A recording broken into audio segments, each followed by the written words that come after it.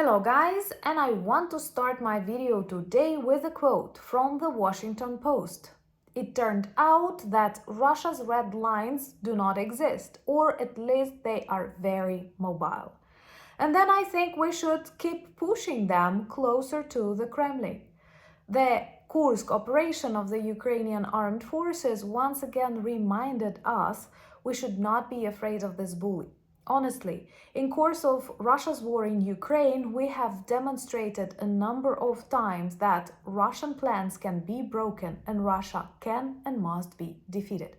So let's look at what red lines we have already successfully crossed in our way to the liberation of the Kremlin from the evil ruler. My name is Anna, I'm from Ukraine, I'm in Ukraine, and if you want to see the collapse of the Kremlin and Putin in The Hague, subscribe. I'm sure we will discuss that sometime soon on the channel. I love this article in the Washington Post, even though similar topics are present in global media during all the time of Putin's invasion. Why? Because the very start of his full-scale war against Ukraine did not go according to the plan. We all remember how many feared that Ukraine will collapse in 3 days, this will be a blitzkrieg, but no. And now we see Ukrainian armed forces on the territory of Russia creating a buffer zone to protect ourselves and yes, later to exchange them for Ukrainian territories. What is very wrong is that many strong countries who are allies of Ukraine have decided to build the defense strategy taking into account or actually focusing on Russia's red lines. It is impossible to win, it is impossible to be strong if you develop the plan how you defeat the bully, how you defeat the criminal, taking into account his wishes, his desires, or his threats. Honestly, there are a number of times when many of these red lines were already violated, but people still hesitate.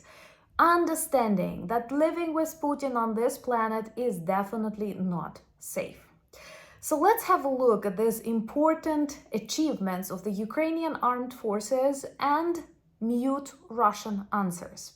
Of course, we can start with Kursk because this is unbelievable what our armed forces have achieved in 2-3 weeks, taking under control lots of Russian settlements and super weak reaction from the Kremlin.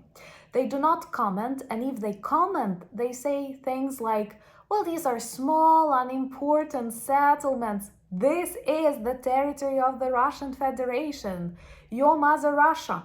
And those who watched Putin's address before the start of his full-scale invasion remember how he threatened that any attack on Russian soil will definitely lead to a very serious answer that will include all available means. And we understand he was hinting at like nuclear weapons or something like that.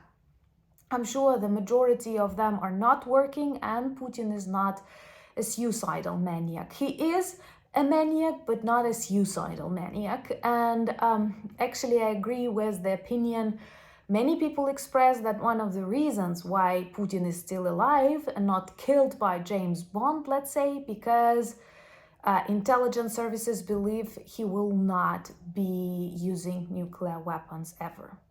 But anyway, this first, since the end of the Second World War, invasion, intrusion, crossing of the Russian border is definitely a punch in Putin's face, a punch in the face of all of his doubles. And those who know nonverbal behavior can clearly see the difference of Putin speaking before the start of invasion and Putin commenting on the need to protect more and more of the Russian settlements. And we have to remember that when making some other decisions.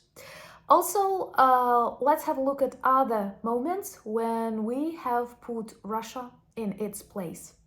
Back to its borders, 1991 borders. Subscribe to see the collapse of the Kremlin.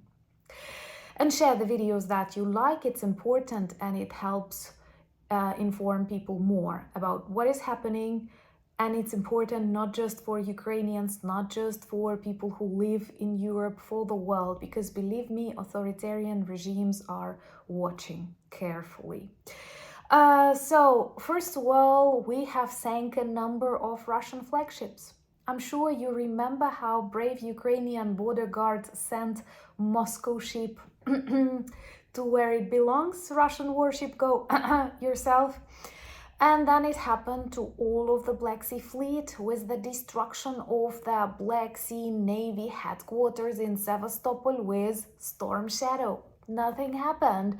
Well, a lot happened. The headquarters destroyed, lots of top managers of the Navy, including the Admiral, perhaps neutralized, and all of the Black Sea Fleet escaping to Russia where it belongs. But no, they clearly understand there is no way they can answer us. There are also numerous attacks of Ukrainian drones and Ukrainian-made missiles like Neptune, hopefully Palanitsa will show more, to Russian strategic military air bases like Olenya, which we hate, like Savasleika, and not once, many times when they return back aircraft there, when they return ammunition there, we destroy these airfields deep inside the Russian rear. Our drones have broken a number of records, traveling to almost Murmansk, which may be like 2,000 kilometers away from the border. This is Russia. These are serious explosions, like we've destroyed 15-20% of their oil production capacities in Russia. Where is the red line in the head of Putin? Anyway, also one of my favorite, perhaps quite symbolic, not that violent, because we're not violent, you know, in Ukraine. We simply want peace, but after the defeat of the Kremlin. And these are drones in Moscow. They have been there a number of times. One of the drones was close to the Kremlin dome. A message, a clear message, near Russian airports, on the Russian streets. Once again, we obey the rules of war. We care for people. We only destroy military objects or send messages. And these drones were just sending messages, but they are extremely vivid. And wasn't that a red line, a Ukrainian drone above the Kremlin? Wasn't the destruction of oil refineries a red line? Wasn't sinking, I'm Ukrainian, you know, we have similar sounds for that, sinking of Russian Black Sea Fleet, upgrading it to submarine, attacks on Kerch Bridge, and now lots of Ukrainian soldiers on the territory of Kursk region protecting settlements and a military headquarters, commandment point created there. Isn't that a red line? So we should stop thinking about what Putin is thinking, because Putin is thinking. I hope my English let me play with these words. We cannot develop a successful defense strategy building it around Putin's fears, threats, and demands. We want to defeat him, we want to punish him, we want to stop him. So we cannot include his wishes in our plan to do so. Ukraine had to build buffer zone on the Russian side because we were not allowed to strike deep inside Russia. By striking deep inside Russia, we would only neutralize their military airfields, missile storages, preventing attacks on Ukrainian side. If you're not letting us do that, I don't know why. We need a buffer zone, and then we need to cross Russian border. So perhaps the Kursk operation, same as many other successful military operations of the Ukrainian armed forces, have debunked two of the main myths. And I will ask you to persuade people to share the video if you agree with me. Number one, that there are no real red lines for Russia.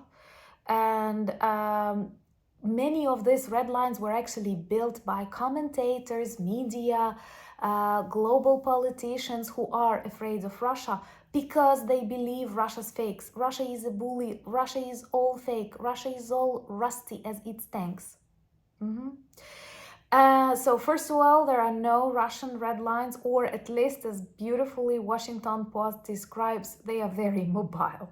So let's return them back to the Kremlin. And number two, that Ukraine cannot win. We can.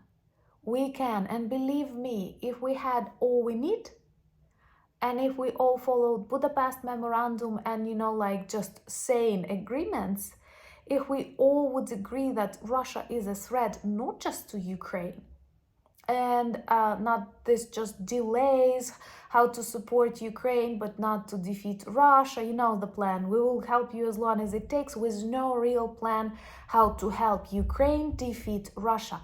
We are ready to do the job. We are people on the land that are ready to protect ourselves and a big part of this world, believe me, because Putin's appetites, he's crazy, are huge. We are ready to stop. Just help us. We can win. We will win. Subscribe to follow me on Instagram, X, Threads, and Discord. I share more of everyday life there.